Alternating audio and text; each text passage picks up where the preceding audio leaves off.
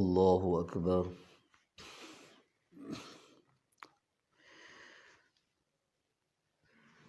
الحمد لله رب العالمين الرحمن الرحيم مالك يوم الدين إياك نعبد وإياك نستعين اهدنا الصراط المستقيم صراط الذين أنعمت عليهم غير المغضوب عليهم ولا الضالين. والمحصنات من النساء إلا ما ملكت أيمانكم كتاب الله عليكم وأحل لكم ما وراء ذلكم أن تبتغوا بأموالكم محصنين غير مسافحين فما استمتعتم به منهن فآتوهن أجورهن فريضة ولا جناح عليكم فيما تراضيتم به من بعد الفريضة إن الله كان عليما حكيما. ومن لم يستطع منكم طولا أن ينكح المحصنات المؤمنات فمما ملكت أيمانكم من فتياتكم المؤمنات والله أعلم بإيمانكم بعضكم من بعض فانكحوهن بإذن أهلهن وآتوهن أجورهن محصنين غير مسافحين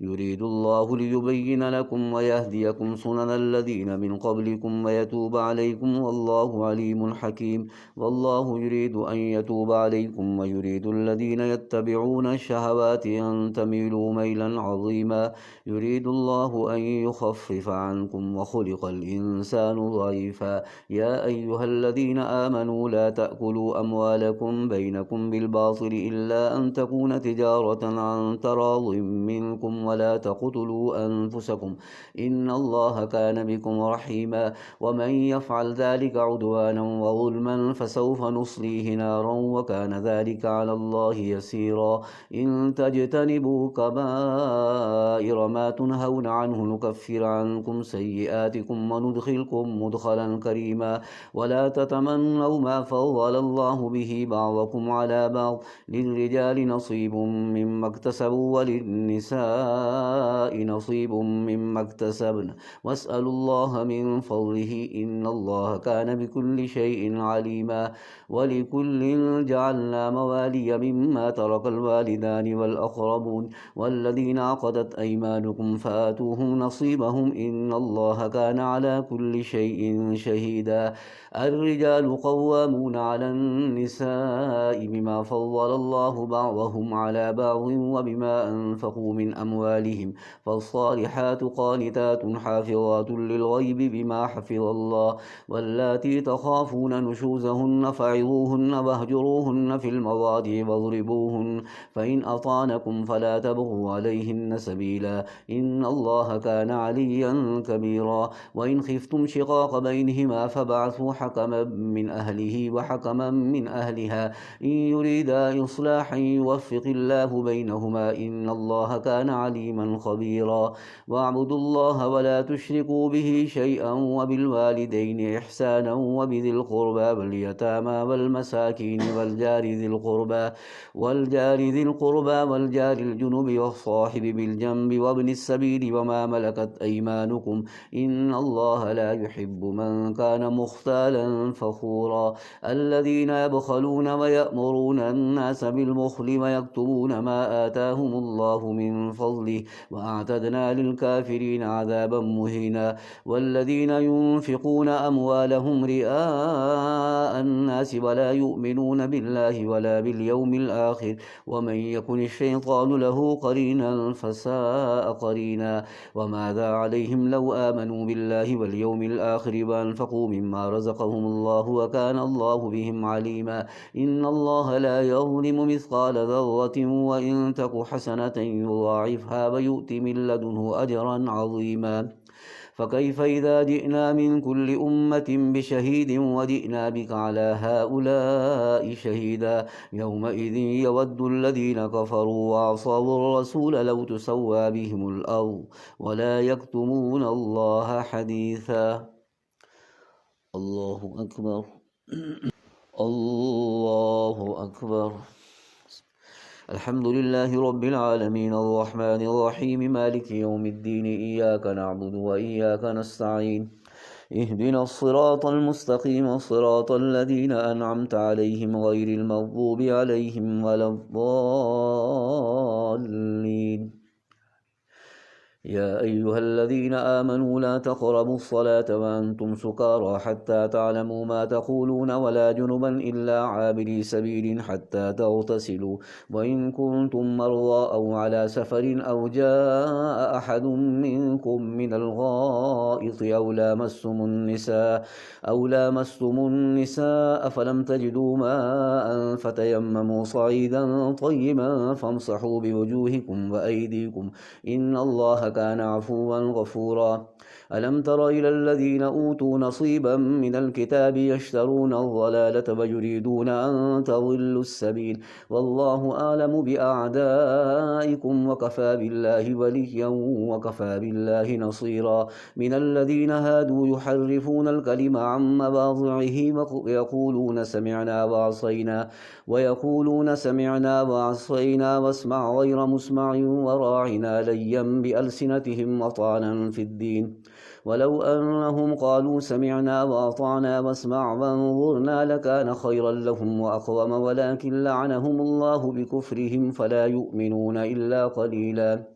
يا أيها الذين أوتوا الكتاب آمنوا بما نزلنا مصدقا لما معكم من قبل أن نطمس وجوها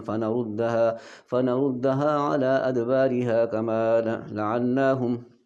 يا أيها الذين أوتوا الكتاب آمنوا بما نزلنا مصدقا لما معكم من قبل أن نطمس وجوها فنردها على أدبارها أو نلعنهم كما لعنا أصحاب السبت وكان أمر الله مفعولا. إن الله لا يغفر أن يشرك به ويغفر ما دون ذلك لمن يشاء ومن يشرك بالله فقد افترى إثما عظيما. ألم تر إلى الذين يزكون أنفسهم بل الله يزكي من يشاء ولا يظلمون فتيلا. انظر كيف يفترون على الله الكذب وكفى به إثما مبينا. ألم تر إلى الذين أوتوا نصيبا من الكتاب يؤمنون بالجبت والطاغوت ويقولون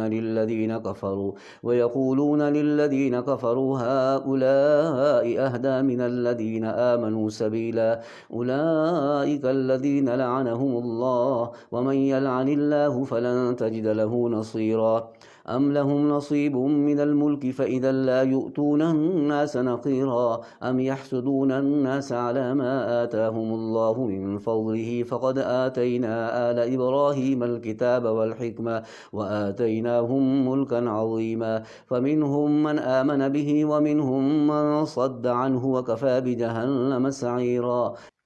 إن الذين كفروا بآياتنا سوف نصليهم نارا كلما نضجت جلودهم بدلناهم جلودا غيرها ليذوقوا العذاب إن الله كان عزيزا حكيما. والذين آمنوا وعملوا الصالحات سندخلهم جنات تجري من تحتها الأنهار خالدين فيها أبدا لهم فيها أزواج مطهرة وندخلهم ظلا ظليلا. إن الله يأمركم أن تؤدوا الأمانات إلى أهلها وإذا حكمتم بين الناس أن تحكموا بالعدل إن الله نعم ما يعظكم به إن الله كان سميعا بصيرا. يا أيها الذين آمنوا أطيعوا الله وأطيعوا الرسول وأولي الأمر منكم فإن تنازعتم في شيء فردوه إلى الله والرسول إن كنتم تؤمنون بالله واليوم الآخر ذلك خير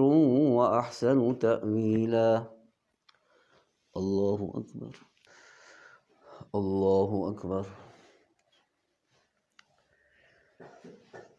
الحمد لله رب العالمين الرحمن الرحيم مالك يوم الدين إياك نعبد وإياك نستعين اهدنا الصراط المستقيم صراط الذين أنعمت عليهم غير المغضوب عليهم ولا الضالين. ومن لم يستطع منكم طولا أن ينكح المحصنات المؤمنات فمما ملكت أيمانكم من فتياتكم المؤمنات والله أعلم بإيمانكم بعضكم من بعض فانكحوهن بإذن أهلهن فآتوهن أجورهن محصنين غير مسافحين ولا متخذات أخدان فإذا أحصن فإن أتين بفاحشة فعليهن نصف ما على المحصنات من العذاب ذلك لمن خشي العنة منكم وأن تصبروا خير لكم والله غفور رحيم ألم تر إلى الذين يزعمون أنهم آمنوا بما أنزل إليك وما أنزل من قبلك يريدون أن يتحاكموا إلى الطاغوت وقد أمروا أن يكفروا به ويريد الشيطان أن يضلهم ضلالا بعيدا وإذا قيل لهم تعالوا إلى ما أنزل الله وإلى الرسول رأيت المنافقين يصدون عنك صدودا فكيف إذا أصابتهم مصيبة بما قدمت أيديهم ثم جاءوك يحلفون بالله إن أردنا إلا إحسانا وتوفيقا أولئك الذين يعلم الله ما في قلوبهم فأعرض عنهم وعظهم وقل لهم في أنفسهم قولا بليغا وما أرسلنا من رسول إلا ليطاع بإذن الله ولو أنهم إذ ظلموا أنفسهم جاءوك فاستغفروا الله ما استغفر لهم الرسول لوجدوا الله توابا رحيما فلا وربك لا يؤمنون حتى يحكموك فيما شجر بينهم ثم لا يجدوا في أنفسهم حرجا مما قضيت ويسلموا تسليما ولو أنا كتبنا عليهم أن اقتلوا أنفسكم أو اخرجوا من دياركم ما فعلوه إلا قليل منهم ولو أنهم فعلوا ما يوعظون به لكان خيرا لهم وأشد تثبيتا وإذا لآتيناهم من لدنا أجرا عظيما ولهديناهم صراطا مستقيما ومن يطع الله والرسول فأولئك مع الذين أنعم الله عليهم من النبيين والصديقين والشهداء والصالحين وحسن أولئك رفيقا ذلك الفضل من الله وكفى بالله عليما يا أيها الذين آمنوا خذوا حذركم فانفروا ثبات أو انفروا جميعا وإن منكم لمن ليبطئن فإن أصابتكم مصيبة قال قد أنعم الله علي إذ لم أكن معهم شهيدا ولئن أصابكم فضل من الله ليقولن كأن لم تكن بينكم وبينه مودة يا ليتني كنت معهم فأفوز فوزا عظيما فليقاتل في سبيل الله الذين يشرون الحياة الدنيا بالآخرة ومن يقاتل في سبيل الله فيقتل أو يغلب فسوف نؤتيه أجرا عظيما وما لكم لا تقاتلون في سبيل الله والمستضعفين من الرجال والنساء والولدان الذين يقولون ربنا أخرجنا من هذه القرية الظالم أهلها واجعل لنا من لدنك وليا واجعل لنا من لدنك نصيرا الذين آمنوا يقاتلون في سبيل الله والذين كفروا يقاتلون في سبيل الطاغوت فقاتلوا أولياء الشيطان إن كيد الشيطان كان ضعيفا الله أكبر الله أكبر الحمد لله رب العالمين الرحمن الرحيم مالك يوم الدين إياك نعبد وإياك نستعين اهدنا الصراط المستقيم صراط الذين أنعمت عليهم غير المغضوب عليهم ولا الضالين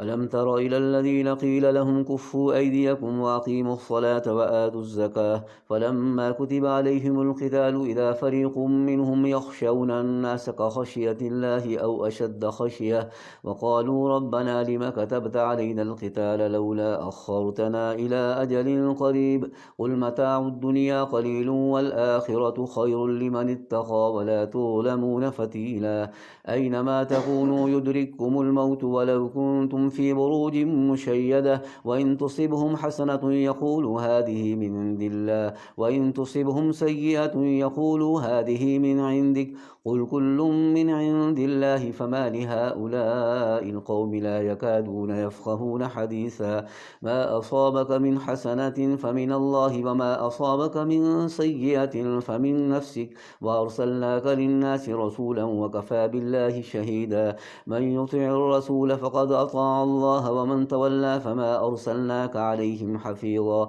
ويقولون طاعة فإذا برزوا من عندك بيت طائفة منهم غير الذي تقول والله يكتب ما يبيتون فأعرض عنهم وتوكل على الله وكفى بالله وكيلا أفلا يتدبرون القرآن ولو كان من عند غير الله لوجدوا فيه اختلافا كثيرا وإذا جاءهم أمر من الأمن أو الخوف أذاعوا به ولو ردوه إلى الرسول وإلى أولي الأمر منهم لعلمه الذين يستنبطونه منهم ولولا فضل الله عليكم ورحمته لاتبعتم الشيطان إلا قليلا فقاتل في سبيل الله لا تكلف إلا نفسك وحرض المؤمنين عسى الله أن يكف بأس الذين كفروا والله أشد بأسا وأشد تنكيلا من يشفع شفاعة حسنة يكن له نصيب منها ومن يشفع شفاعة سيئة يكن له كفل منها وكان الله على كل شيء مقيتا وإذا حييتم بتحية فحيوا بأحسن منها أو ردوها إن الله كان على كل شيء حسيبا الله لا إله إلا هو ليجمعنكم إلى يوم القيامة لا ريب فيه ومن أصدق من الله حديثا الله أكبر الله أكبر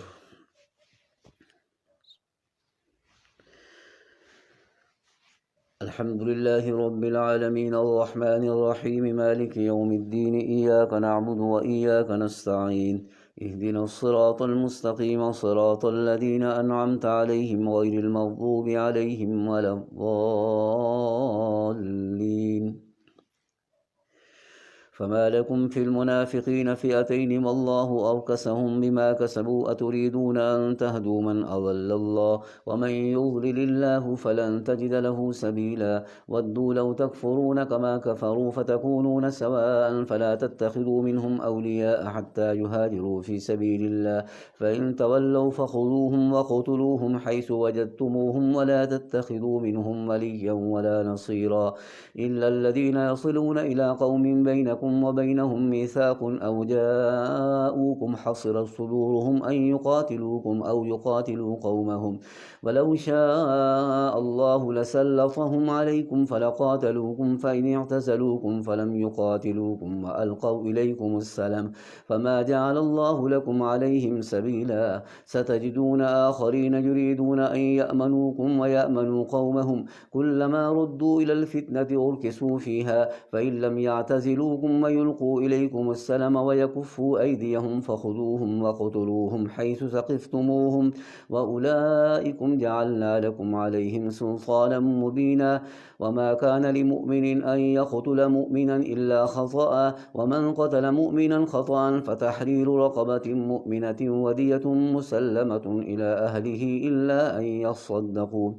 فإن كان من قوم عدو لكم وهو مؤمن فتحرير رقبة مؤمنة وإن كان من قوم بينكم وبينهم ميثاق فدية مسلمة إلى أهله وتحرير رقبة مؤمنة فمن لم يجد فصيام شهرين متتابعين توبة من الله وكان الله عليما حكيما ومن يقتل مؤمنا متعمدا فجزاؤه جهنم خالدا فيها وغضب الله عليه ولعنه وأعد له عذابا عظيما يا أيها الذين آمنوا إذا ضربتم في سبيل الله فتبينوا ولا تقولوا لمن ألقى إليكم السلام لست مؤمنا تبتغون عرض الحياة الدنيا فعند الله مغانم كثيرة كذلك كنتم من قبل فمن الله عليكم فتبينوا إن الله كان بما تعملون خبيرا لا يستوي القاعدون من المؤمنين غير أولي الضرر والمجاهدون في سبيل الله بأموالهم وأنفسهم فضل الله المجاهدين بأموالهم وأنفسهم على القاعدين درجة وكلا وعد الله الحسنى وفضل الله المجاهدين على القاعدين أجرا عظيما درجات منه ومغفرة ورحمة وكان الله غفورا رحيما إن الذين توفاهم الملائكة ظالمي أنفسهم قالوا فيما كنتم قالوا كنا مستضعفين في الأرض قالوا ألم تكن أرض الله واسعة فتهاجروا فيها فأولئك مأواهم جهنم وساءت مصيرا إلا المستضعفين من الرجال والنساء والولدان لا يستطيعون حيلة ولا يهتدون سبيلا فأولئك عسى الله أن يعفو عنهم وكان الله عفوا غفورا ومن يهاجر في سبيل الله يجد في الأرض مراغما كثيرا وسعة ومن يخرج من بيته مهاجرا إلى الله ورسوله ثم يدركه الموت فقد وقع أجره على الله وكان الله غفورا رحيما الله أكبر الله أكبر الحمد لله رب العالمين الرحمن الرحيم مالك يوم الدين إياك نعبد وإياك نستعين اهدنا الصراط المستقيم صراط الذين أنعمت عليهم غير المغضوب عليهم ولا الضالين وإذا ضربتم في الأرض فليس عليكم جناح أن تقصروا من الصلاة إن خفتم أن يفتنكم الذين كفروا إن الكافرين كانوا لكم عدوا مبينا وإذا كنت فيهم فأقمت لهم الصلاة فلتكن طائفة منهم معك وليأخذوا أسلحتهم فإذا سجدوا فليكونوا من ورائكم ولتأت طائفة أخرى لم يصلوا فليصلوا معك وليأخذوا حذرهم وأسلحتهم ود الذين كفروا لو تغفلون عن أسلحتكم وأمتعتكم فيميلون عليكم ميلة واحدة ولا جناح عليكم إن كان بكم أذى من مطر أو كنتم مرضى أن تضعوا أسلحتكم وخذوا حذركم إن الله أعد للكافرين عذابا مهينا فإذا قضيتم الصلاة فاذكروا الله قياما وقعودا وعلى جنوبكم فإذا اطمأننتم فأقيموا الصلاة إن الصلاة كانت على المؤمنين كتابا موقوتا ولا تهنوا في ابتغاء القوم إن تكونوا تألمون فإنهم يألمون كما تألمون وترجون من الله ما لا يرجون وكان الله عليما حكيما إنا أنزلنا إليك الكتاب بالحق لتحكم بين الناس بما أراك الله ولا تكن للخائنين خصيما واستغفر الله إن الله كان غفورا رحيما ولا تجادل عن الذين يختانون أنفسهم إن الله لا يحب من كان خوانا أثيما يستخفون من الناس ولا يستخفون من الله وهو معهم إذ يبيتون ما لا يرضى من القول وكان الله بما يعملون محيطا ها أنتم هؤلاء جادلتم عنهم في الحياة الدنيا فمن يجادل الله عنهم يوم القيامة أم من يكون عليهم وكيلا ومن يعمل سوءا أو يظلم نفسه ثم يستغفر الله يجد الله غفورا رحيما ومن يكسب إثما فإنما يكسبه على نفسه وكان الله عليما حكيما ومن يكسب خطيئة أو إثما ثم يرم به بريئا فقد احتمل بهتانا وإثما مبينا ولولا فضل الله عليك ورحمته لهمت طائفة منهم أن يضلوك وما يضلون إلا أنفسهم وما يضرونك من شيء وأنزل الله عليك الكتاب والحكمة وعلمك ما لم تكن تعلم وكان فضل الله عليك عظيما لا خير في كثير من نجواهم إلا من أمر بصدقة أو معروف أو إصلاح بين الناس ومن يفعل ذلك ابتغاء مرضات الله فسوف نؤتيه أجرا عظيما ومن يشاقق الرسول من بعد ما تبين له الهدى ويتبع غير سبيل المؤمنين نوله ما تولى ونصله جهنم وساءت مصيرا الله أكبر الله أكبر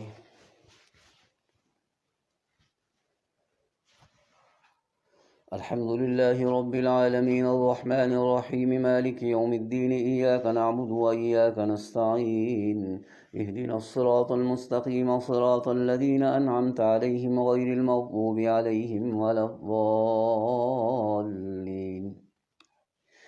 إن الله لا يغفر أن يشرك به ويغفر ما دون ذلك لمن يشاء ومن يشرك بالله فقد ضل ضلالا بعيدا إن يدعون من دونه إلا إناثا وإن يدعون إلا شيطانا مريدا لعنه الله وقال لأتخذن من عبادك نصيبا مفروضا ولأضلنهم ولأمنينهم ولآمرنهم فليبتكن آذان الأنعام ولآمرنهم فليغيرن خلق الله. ومن يتخذ الشيطان وليا من دون الله فقد خسر خسرانا مبينا. يعدهم ويمنيهم وما يعدهم الشيطان إلا غرورا. أولئك مأواهم جهنم ولا يجدون عنها محيصا. والذين آمنوا وعملوا الصالحات سندخلهم جنات تجري من تحتها الأنهار خالدين فيها وعد الله حقا ومن أصدق من الله قيلا. ليس بأمانيكم ولا أماني أهل الكتاب من